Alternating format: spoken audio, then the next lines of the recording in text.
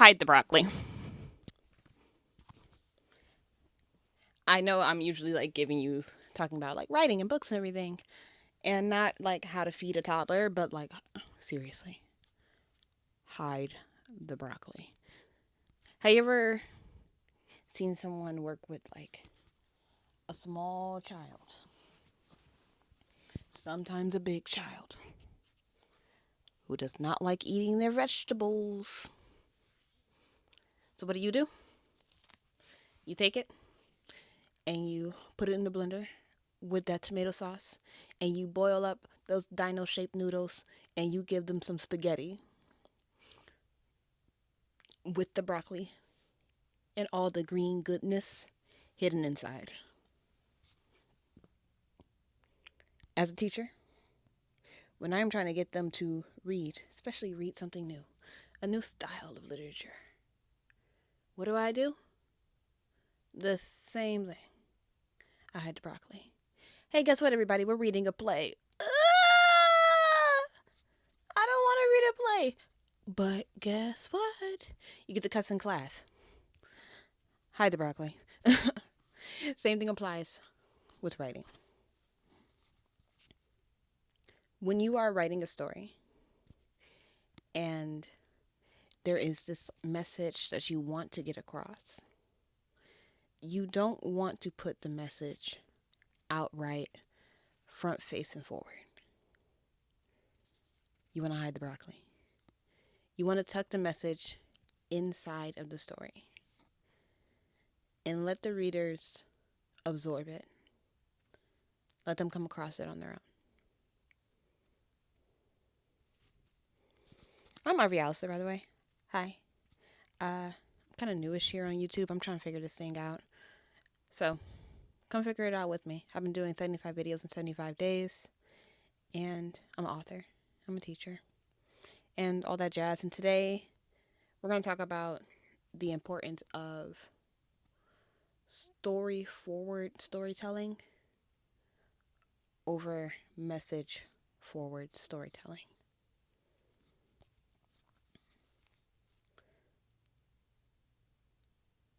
So, we've all been in some form of a learning environment before.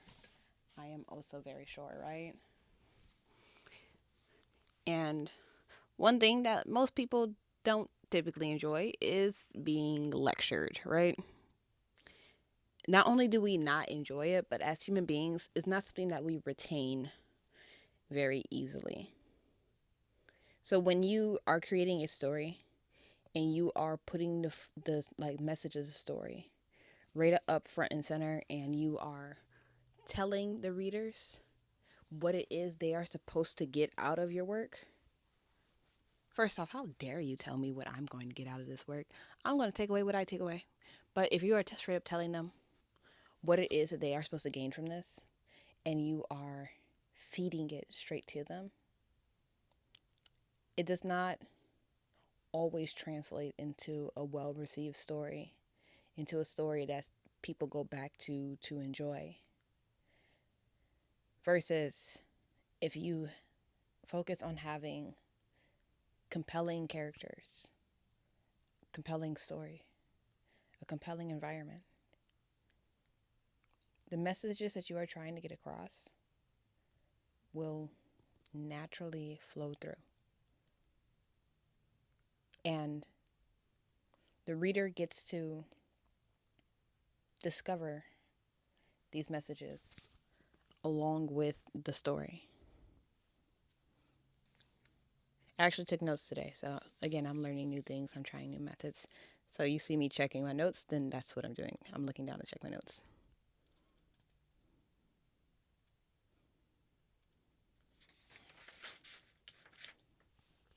All right.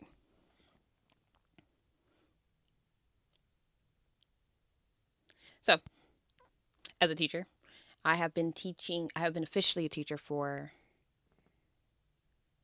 6 years now. Yeah, 6 years. Did 2 years student teaching, and I've been working with kids since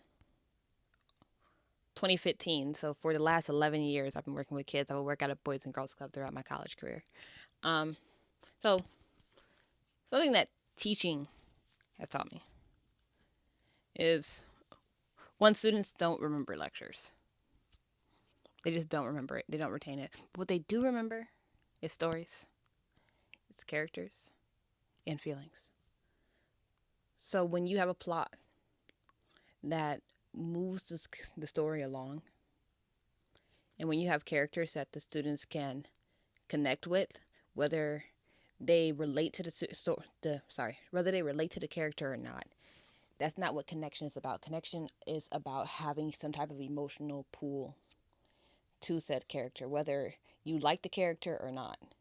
If you can get some type of emotion, some type of feeling for that character, then people have the ability to connect with that character.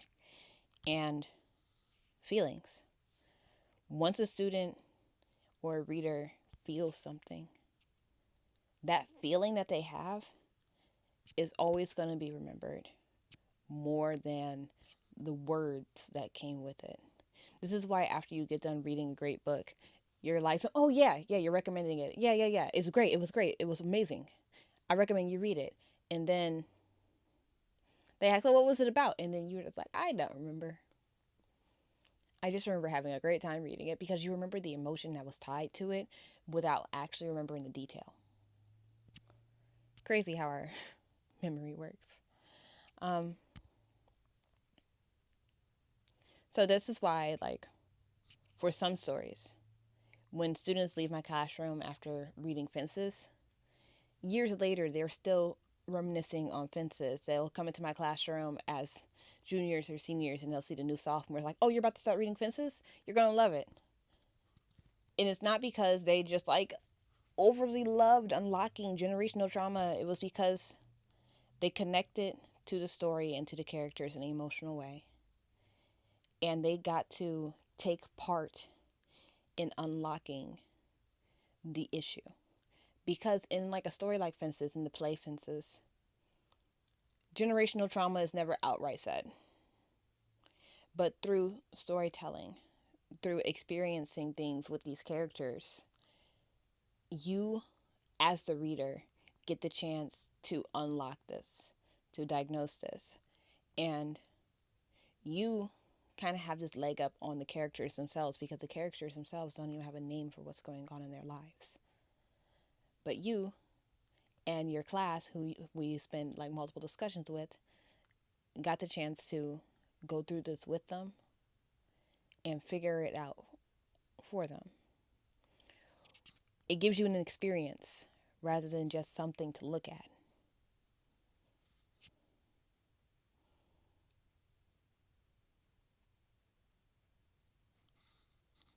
And when it comes to your writing, it's the same way.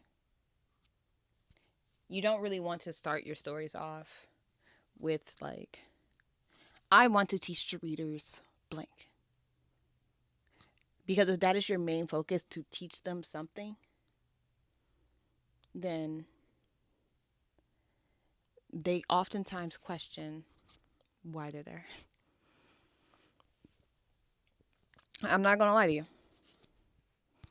There are people who pretend to be allergic to learning. So you have to find ways to get them to absorb what it is you are trying to say without necessarily being like, oh, hey, here's a lesson. Instead of this message forward writing, well, I'm sorry.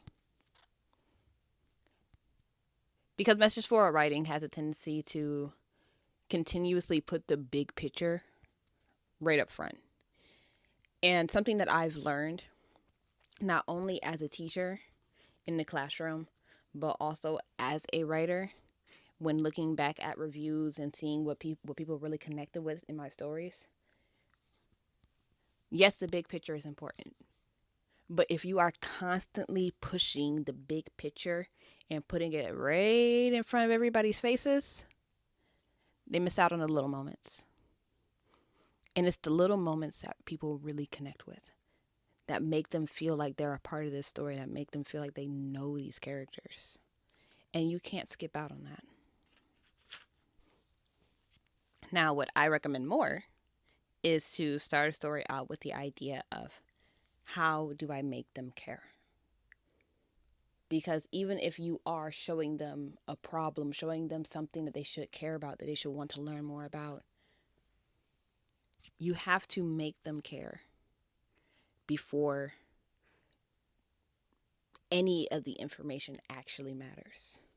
We do this all the time in the classroom in English classes. Before I give you, I teach juniors as well sometimes. We read Their Eyes Are Watching God. Before I give you this book about this girl who's just like trying to discover herself, I have to give you background information about this town, about what this town goes through, about what segregation looks like at this time, about what causes people of certain circumstances and certain backgrounds to act and behave certain ways. Once you have this knowledge of like what life was like then, now you care more about what happens to this girl, Janie.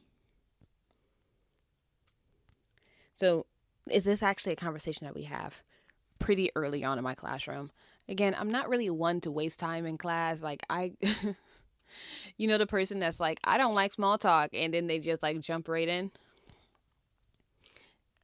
I am that. Maybe not that extreme, but I may, on a first occurrence, ask you, what are you packing in your zombie apocalypse bag? So, like, we jump right in. And one of the conversations that we have at the very beginning of the school year is about stats versus narratives. When it comes to a like very serious matter, the first piece of work that we read is a graphic novel called They Call Us Enemy. And this graphic novel is a memoir. And this whole conversation could also be chopped up into the difference between a memoir and a biography. But this graphic novel is a memoir, and it is of what was going on here in America with our Japanese citizens during World War II. It's a piece of history that oftentimes is not taught, and it's something that my students get to be exposed to from like a first eye point of view via this graphic novel and the author, who's George Takaman. Sorry, he's the guy in Star Trek. But his first name is George, though. But in this graphic novel, we are following his family. We are going into the internment camps, and we are seeing all this stuff play out. And the question that I asked before we ever pick up the graphic novel and actually start reading it is, what creates more empathy? Stats, so like numbers, like charts. If I show you a number of how many people here in the United States were affected by the Holocaust and affected by World War II, versus if I show you a story of a personal family who has been affected by not the Holocaust, well, the Holocaust is going on too, but by Pearl Harbor and the events that happened here in America during World War II. Which one could induce more empathy? And it's one of the activities where they like stand on one side of the room or the other and they debate back and forth on whether they agree or disagree. But for the most part, people tend to agree that a narrative, a clear example of what this looks like and what this feels like can oftentimes break more empathy for the situation than you just listing facts and showing numbers. So that is a situation where we can see the impact that storytelling actually has on the lessons that you are trying to tell. In this graphic novel, he doesn't push forth and say, like, everything that America did was wrong, but it gives you the opportunity to see through his eyes. He was a child then, through his eyes, what was happening, and allows you as the reader to put yourself in those shoes and come up with your own reasoning and your own ideas on the matter. It's something that I take into my writing as well. I am very big on trying to focus on story forward storytelling rather than message forward storytelling. I always want you to get something out of it, something that relates back to the real world. When you read things like in the Light series and the Blue Light series, you're going to discover lessons on like family, found family, love, friendship, broken systems. But as I said, you are going to discover those lessons. You are not going to be taught them. It's something that you take part in. Because when you're taking part in the lesson, it doesn't feel like learning. And as sad as this is to say, a huge part of learning is sometimes making sure it doesn't always feel like learning. Now let's take a story like, I'm sorry.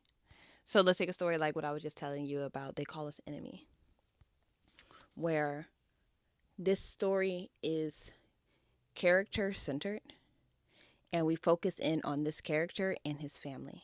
It is very much so about a story about growing up. It is a coming of age story.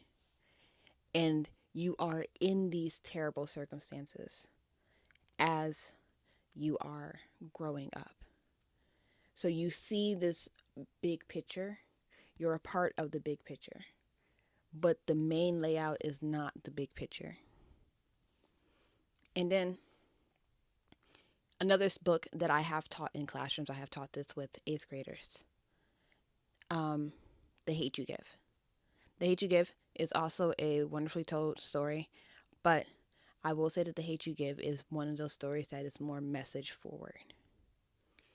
And when you have a story that is more problem centered rather than like family centered or character centered or plot centered, but more problem centered, I've seen this happening in the classroom. It can become uncomfortable for people and can be difficult to digest. And this is not to say that like as writers, it is our jobs to like make everything easy to digest. There are times when we want to make people feel uncomfortable because there are things in life that just suck, that are uncomfortable. And if we can get people to feel that with us, then we can build that empathy and have them relate back to us. It's not our job to cradle the readers. But something that, like, again, The Hate You Give did was because we were so problem centered and so message forward, it caused a disconnect from the characters and made the characters only feel like a vessel for the message rather than people that we are supposed to connect with. And like I said, we are more than allowed to make people feel uncomfortable. Tiffany D. Jackson. Tiffany D. Jackson. This is an author that is great at taking that boot and putting it right up on your throat. But she also does this thing when writing her YA pieces where there are these pockets of youth. There's these pieces of humanity that still breathe. And I feel like that is a realistic view of how we deal with dark times. I mean, you also got to think you see the most stars when it's darkest outside. Like in these little pockets, well, in these big moments of darkness, there are always going to be these little pockets of life, of joy. And they're small moments, yes, but they do exist. And I feel like that feels more real than constantly focusing on the problem at hand. Because we as human beings, we even try to give ourselves breaks from all the problems that we deal with. We try and pull ourselves back from it, try to pull ourselves away. And we just have to, like, we as writers, we have to remember that fiction, yes, we are writing fiction, but fiction is just a mirror to reality.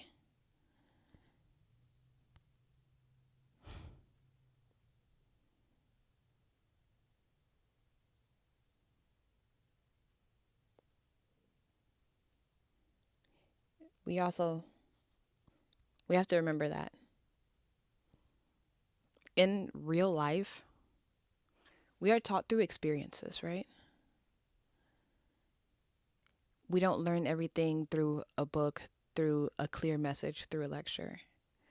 We learn about friendship, we learn about love, we learn about picking ourselves up and trying again from experiences, not just because someone told us to.